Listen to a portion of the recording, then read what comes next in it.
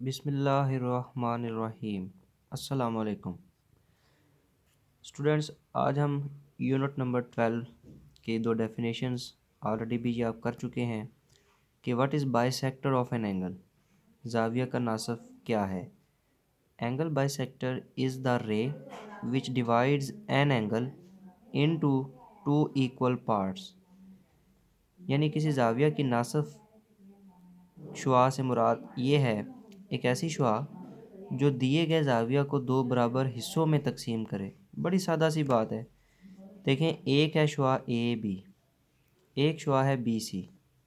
इन दो शुआओं से ये जो ब्लू आपको नज़र आ रही हैं, इनसे ये जो टोटल जाविया नज़र आ रहा है, इसको ये बी पी दरमियान वाली जो शुआ है, रे है, ये दो हिस्सों में तकसीम कर रही है। जाविया को दो बराबर हिस्सों में तकसीम करती है।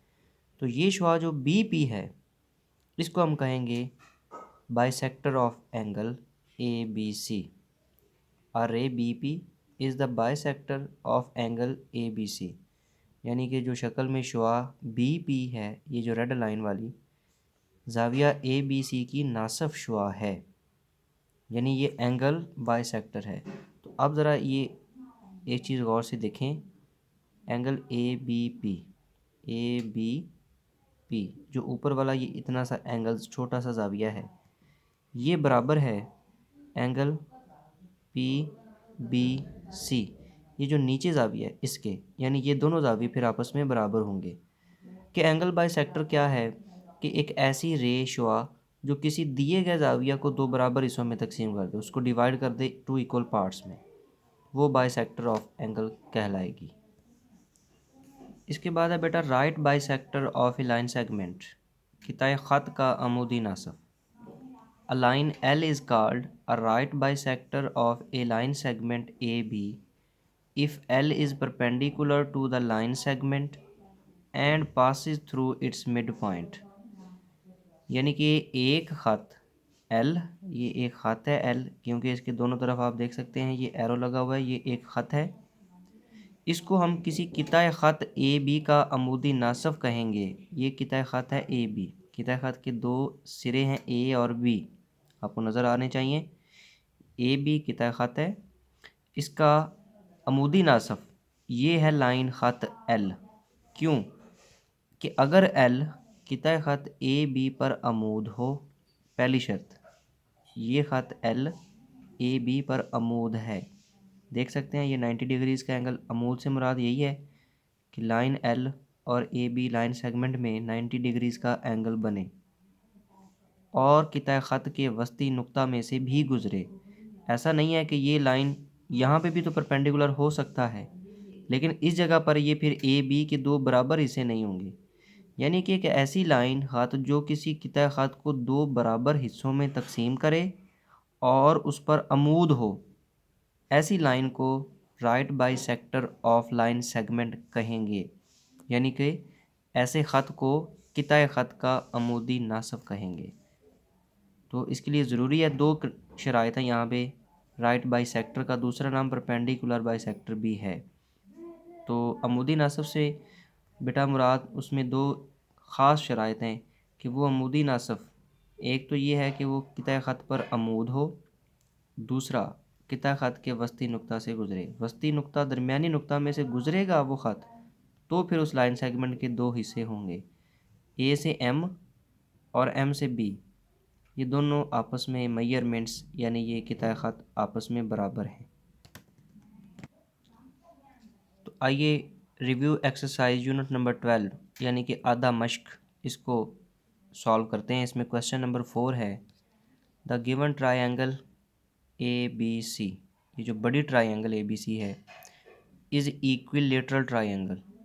यानी दी गई मुसल्लस कौन सी है, मुसावियुल इज़ला। मुसावियुल इज़ला ये है, इसमें तीनों लंबाइयाँ बराबर हैं, ए बी सी और ए सी, तीनों लंबाइयाँ आपस में बराबर हैं, तब कहते हैं इक्विलेटरल ट्रायंगल। ये हमें दिया गया है, बताया गया है कि ये मुसल्लस इक्विलेटरल है। And A D is bisector of angle ए। आप देखें डायग्राम में, ये जो ए डी किताए ख़त है, लाइन सेगमेंट है जो ए वर्टेक्स ए से आ रही है, और बी सी पर ये परपेंडिकुलर अमूद भी है। यह है बाइसेक्टर ऑफ एंगल ए, यानी कि ये ए डी इस जाविया ए को दो बराबर हिस्सों में तकसीम करता है, ये line segment. Then find the values of unknown x y and z. ये एक्स और वाई मालूम करना है और ये एंगल जी मालूम करना है। देखें सॉल्यूशन, हल। As triangle A B C is equilateral, क्योंकि मुसल्लस ए बी सी मुसाविल इज़ला है, तो मुसाविल इज़ला मुसल्लस में तीनों इज़ला भी लंबाई में बराबर होते हैं और तीनों जाविये भी बराबर होते हैं। यानी इक्विलेटरल ट्रायंगल में 3 एंगल्स एंड 3 साइड्स इक्वल होती हैं। अब अगर तीनों एंगल इक्वल हैं, जाविये तीनों बराबर हैं, तो बेटा हर जाविया 60 डिग्रीज़ का होगा। ये सिर्फ़ और सिर्फ इक्विलेटरल ट्रायंगल यानी मुसावियुल इज़ला मुसल्लस के लिए ये प्रॉपर्टी है कि क्योंकि उसके तीनों जाविये बराबर हैं और आप जानते हैं कि कोई भी मुसल्लस हो उसके तीनों जावियों का मजमुआ 180 होता है। तो अब तीनों जाविये क्योंकि बराबर हैं, इसका मतलब हर जाविया 60 डिग्रीज़ का होगा। 60 जमा 60 जमा 60 180।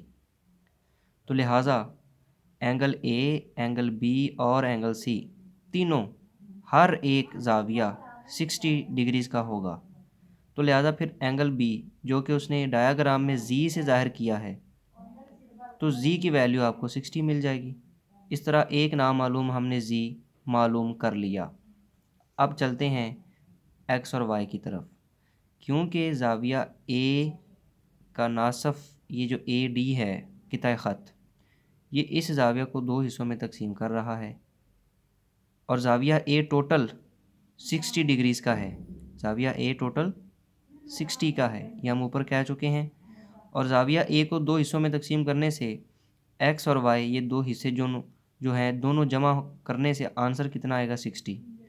और ये दोनों हिस्से भी आपस में बराबर हैं, क्यों कि ए डी इस एंगल ए का बाइसेक्टर है, यानी कि ये उसको दो बराबर हिस्सों में तकसीम कर रहा है।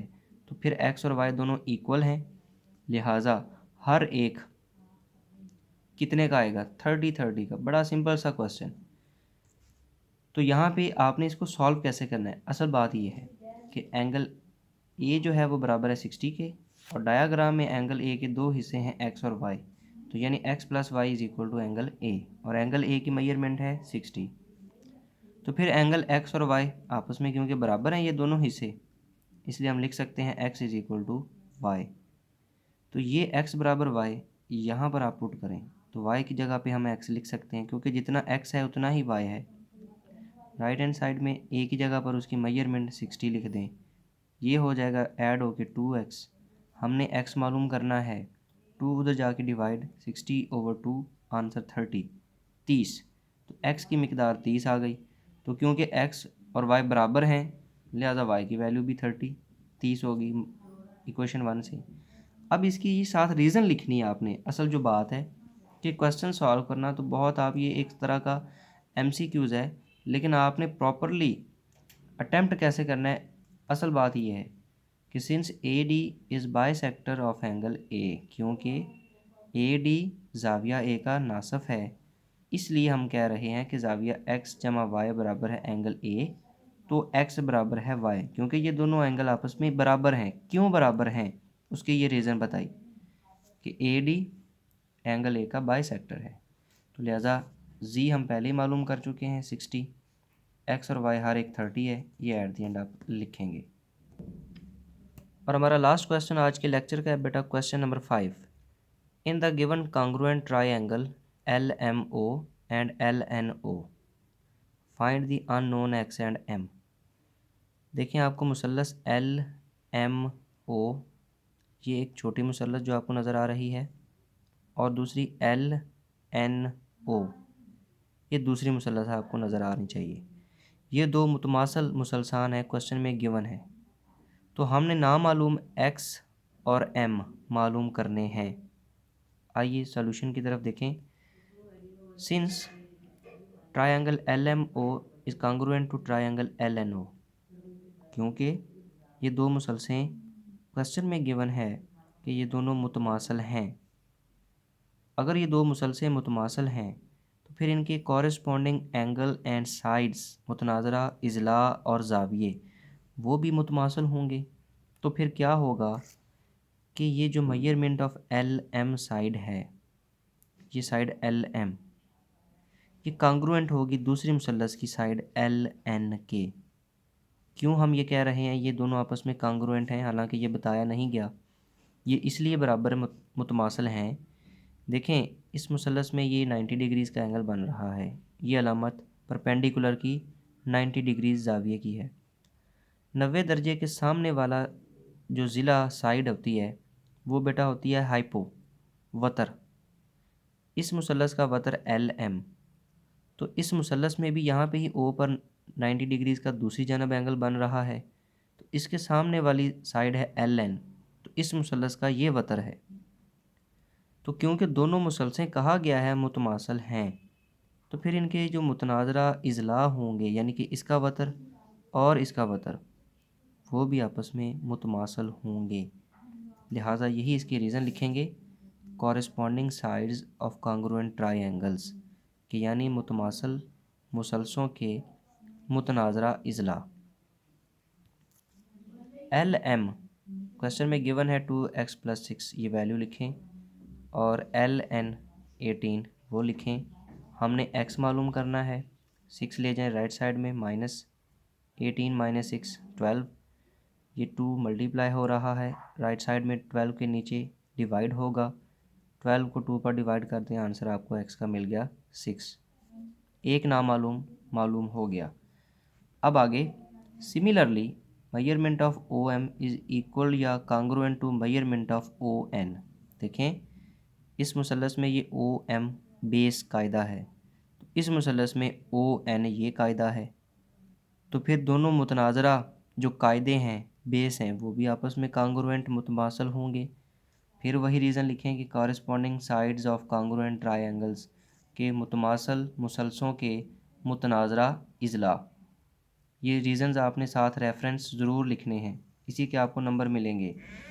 तो बेटा यहाँ पे ओ एम की वैल्यू स्मॉल एम है और ओ एन 12 है, तो लिहाजा एम की वैल्यू 12 आ जाएगी। तो यही दो नामालूम वैल्यूज़ थी, 10 ऐड दें दोबारा आप अलहदा उनको लिख दें। x = 6, m = 12 जो हमने फाइंड आउट करने थे। ये था बेटा आज का लेक्चर, जिसमें हमने दो डेफिनेशंस की यूनिट नंबर 12 की, और फिर आपने इनसे रिलेटेड जो रिव्यू एक्सरसाइज के क्वेश्चंस हैं इनको सॉल्व किया। अंडरस्टैंड करें, इनको समझें और ख़ुद से इनकी प्रैक्टिस करें। अल्लाह हाफिज़।